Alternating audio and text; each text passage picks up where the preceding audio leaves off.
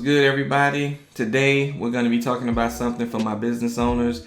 This is going to be for any of you who have to send, any form or level of emails to customers, to vendors, to partners. Maybe you actually do a lot of writing for your business, like blogs, social media posts, or just anything where you have to actually, put words together to communicate to other people online. This can also be helpful if you do things like write ebooks, or maybe you need to write, an ebook for a product that you want to offer, or maybe you're putting together a course where you need to actually, create a lot of text that you're going to put within that course, or maybe you have an employee that works within your company that actually does some writing for you. Maybe they naturally speak a different language and you want to make sure that their communications are clearer when they're communicating with your customers or with your vendors or partners. Now, this tool is also free, so we're going to get into that coming up. So you finally decided to start working on your credit after all of these years of being held back from the things that you want and need because of your credit. But wouldn't it be great if you weren't missing family time, your favorite shows, or even sleep because you're spending all these hours searching online trying to figure out what to say and do while you're disputing the items on your credit report? Well, it could be easier, and all you need is a cheat sheet to show you exactly what to say and do. My dispute letter library will give you access to letters that cover a wide range of accounts and make it easy to know what to say regardless of your situation. So if you want to get more done and get better results while also getting your time back, check out my dispute letter library in the description below and start reaping the same benefits my other customers are seeing. What's good, you guys? Will Frazier here, your business and credit expert. And if you like to hear tips about business, learn about funding options for your business, and get tips on helping your personal credit, make sure that you hit the thumbs up to like this video, subscribe to the channel, and turn on notifications so you'll be notified anytime I put out new videos just like this. Now, today is going to be a quick video just to let you know about a tool that I use that is a free tool that you can use, and they do have more options if you do the paid plan, but you can get started with this thing for free and it does a lot for you at the free level. And again, this tool is something that can help you in regards to making sure that your words are spelled correctly, making sure that your grammar is correct, and a lot of other things that you may not have known that you needed, all within one tool, which you can use in your web browser. And let's go ahead and check out that tool so that you can see what I'm talking about. Okay, you guys, today we're going to be talking about Grammarly and how this can be really helpful and beneficial to your business. As you can see here, it is a correction tool for your grammar, your spelling, and punctuation, and a lot of other things. And as you can see, it can be useful if you use it on social media, if you use this to create, digital products, courses, and stuff like that. If you send a lot of emails and whatnot, it can be used within Word documents. It can be used within other tools that you already use, not just your web browser. So, let's take a look at some of what they offer here. So as you can see here, it works where you do. You can get suggestions from Grammarly while you write in desktop applications and sites across the web as you move between apps, social media, documents, messages, and emails.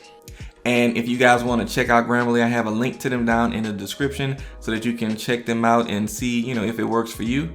But you can see here, they work in these different emailing and messaging platforms.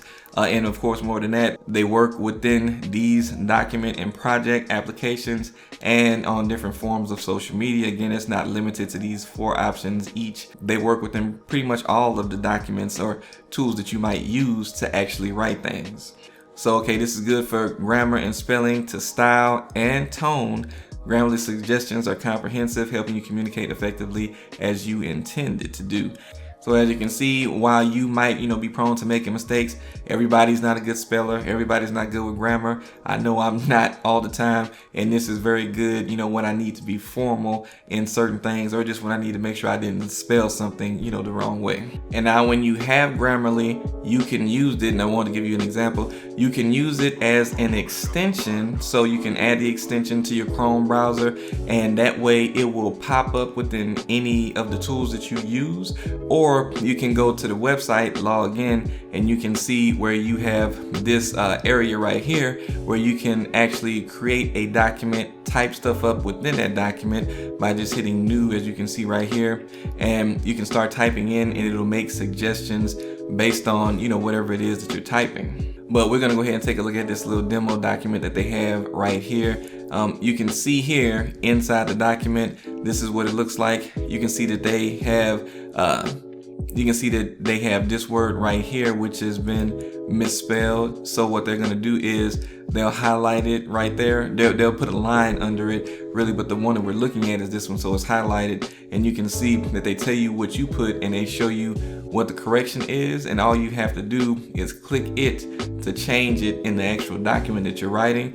But if this is actually the way that it's supposed to be spelled, like it's a unique word, maybe you just made up a word or something like that, maybe it's jargon or something like that, you can add it to the dictionary so that it doesn't automatically do that. But you can see that it tells you, different key points in writing here, your delivery, your engagement, your clarity, your connected, it's depending on what you're trying to do, but they tell you what you're looking like in those areas in regards to the things that you have going on here. But again, as you can see, I just clicked the thing there and it went ahead and corrected it for me. Now it has every issue that it sees present on the side right here, but if it's a certain one that I want to go to, like let's say I want to go here and see what are they talking about in regards to this area right here, and you see it highlighted the previous sentence before it as well, and it's saying consider adding a transition phrase to improve the flow of your paragraph. So it's telling you about the flow of your paragraph, not just correcting your spelling or your grammar, and it has some suggestions here too. So it's saying that instead of putting not, you should put so not, and that is based on its analysis looking at the previous sentence coming into this one. And if I want to do that, I can go ahead and hit add additional changes, and it changes it in the document for me. Now you can see that did lead to another change that needs to happen here, and right there is basically the punctuation, which is a space in between the last word and the period. So all I have to do is click that and it makes the correction for me. You can see here that it is very, very good. And right here, this little last part, it says to write the sentence correctly would be the better way to say this right here. And it tells you what the issue is. The to infinitive to write has been split by the modifier correctly. Avoiding split infinitives can help your writing sound more formal. So that is, what they're recommending based on what they see in the writing, and what, if you're trying to make it more formal, of course, that's going to be something you're going to want to do. So I did click that and it changed it for me. And like I said, you can go through an entire document like this. So it would be a good tool to use to actually write your documents, or write, certain things initially, making sure everything is spot on with what you're trying to do. Now they also have something over here called goals. And with that, you tell Grammarly about your writing goals to receive more precise suggestions for what you're trying to do. So when it comes to goals, you can say here audience. So are you talking to a general audience? Are you talking to an audience that's going to be knowledgeable about what it is that you're talking about? Let's say with me, if I'm writing something about credit, am I talking to other credit experts? Or am I talking to, the general public that may not really know, what I'm talking about?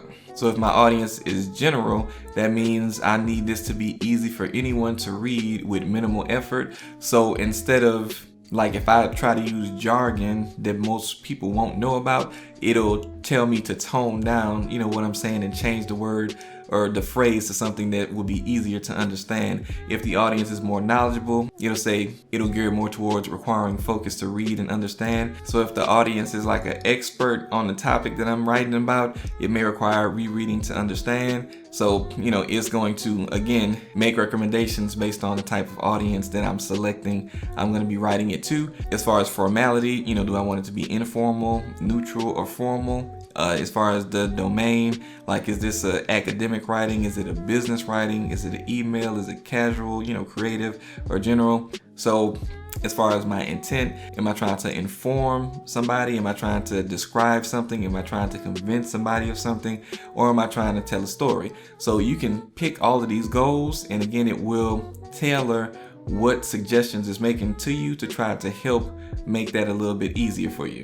And it also helps that they do have plagiarism checks, so they can check your writing to see if it is plagiarized at all. As you can see here, this particular parts of the sentences here, they can say they've already found that 86% of this text matches a certain source, and they give you the website of where that information is.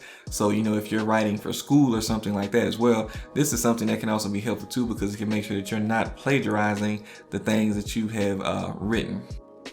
Now, another little quick thing that I wanted to put out there for you guys, if, you know, the person that's using your Grammarly or if it's you, have a different primary language, but you're trying to write, let's say, you know, in English, you can select what your primary language is over here, and you can go ahead and select the language that you're actually trying to write in, and you can turn on fluency assistance. That will actually help your writing to sound a little bit more fluent when you're communicating in the language that is not, you know, your primary language. And this is something that you can change in the settings of your account, but you have to have, you know, a certain level of Grammarly. So you have to have the paid version to be able to activate this, I believe. So again, as I told you, Grammarly is free, but they do have, you know, paid plans with more features. But just so you can see here, you know, on the free plan, you get help with your spelling, with your grammar, and with punctuation, you know, the basic things that most people are going to need.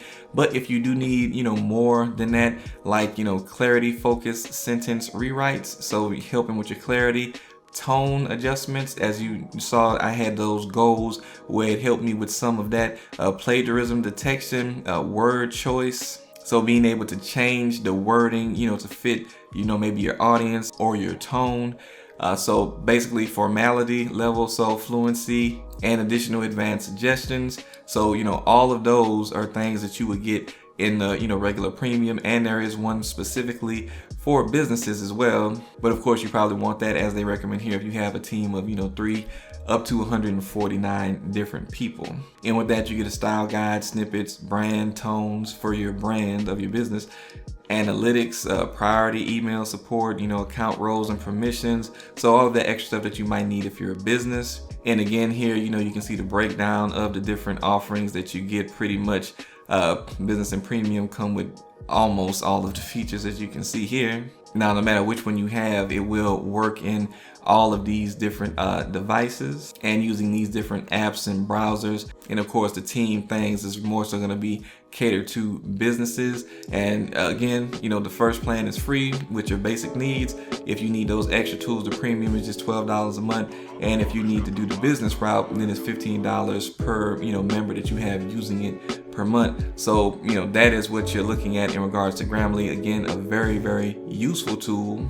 If you want to check them out, again, link in the description. And if you did get value from this video, make sure you hit the thumbs up on it.